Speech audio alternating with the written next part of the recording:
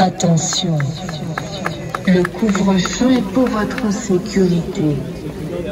Vous êtes toutefois autorisé à faire vos achats en dehors du couvre-feu.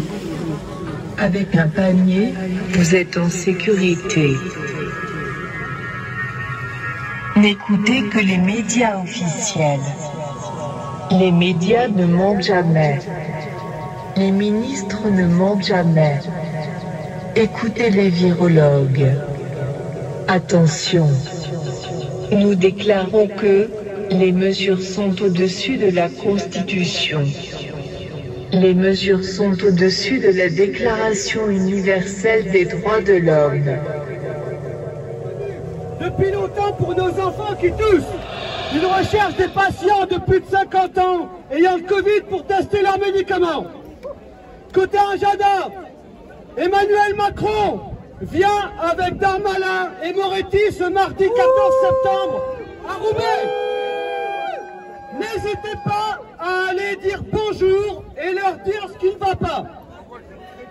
C'est à Roubaix qu'il prononcera le discours de clôture de Beauvau de la sécurité. Parce que pour lui, il entre en campagne et il faut de la sécurité partout. Ce discours sera apparemment tenu à l'École nationale de police à Roubaix. Emmanuel Macron devrait également se rendre au commissariat central de Roubaix. Espérons qu'il y reste coincé pour qu'il voit où il logera plus tard. Pour le 15 septembre, des personnes n'auront plus de salaire et ne pourront plus exercer leur métier. Non pas parce qu'ils en sont incapables ou qu'ils ont commis des fautes, non. Juste parce qu'ils refusent ce pass sanitaire qui n'a rien de sanitaire. Nous donnons rendez-vous devant l'ARS de Lille, mercredi 15 septembre à 11h, pour soutenir nos soignants et pompiers. Le 16 septembre, le syndicat Sud appelle également à se rassembler devant l'ARS.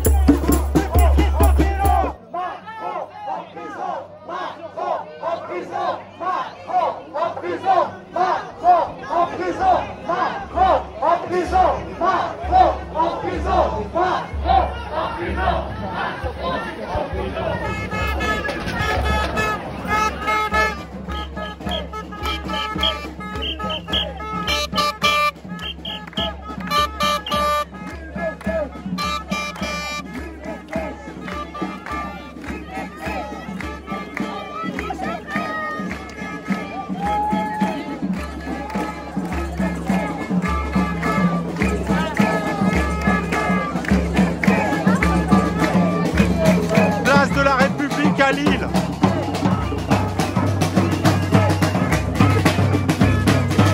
11 septembre 2021.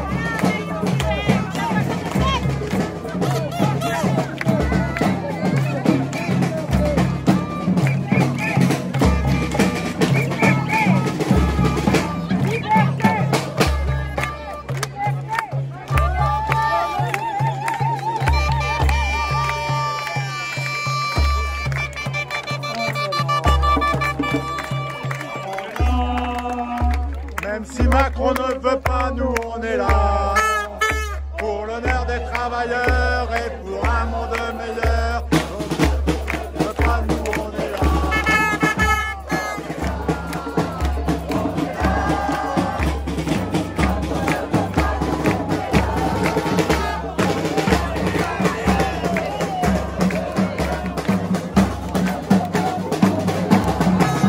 N'oubliez pas de regarder sur le site lemurjaune.fr. Lemurjaune.fr, n'oublions pas ce que la police a fait sur les gilets jaunes.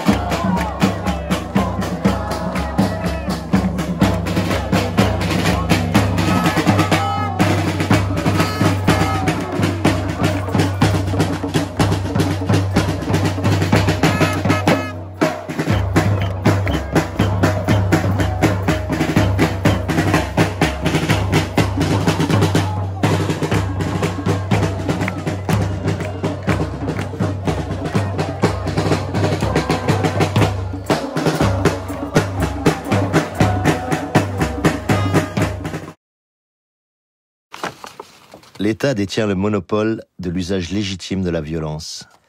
Max Weber. On est dans un jeu de juste mesure entre la violence et la légitimité de l'usage de cette violence. Dégagez!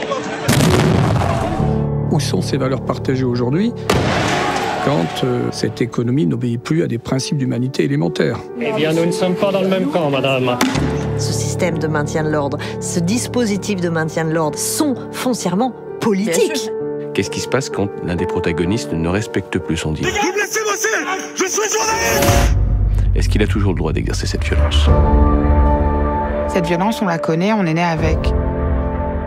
On a banalisé la violence.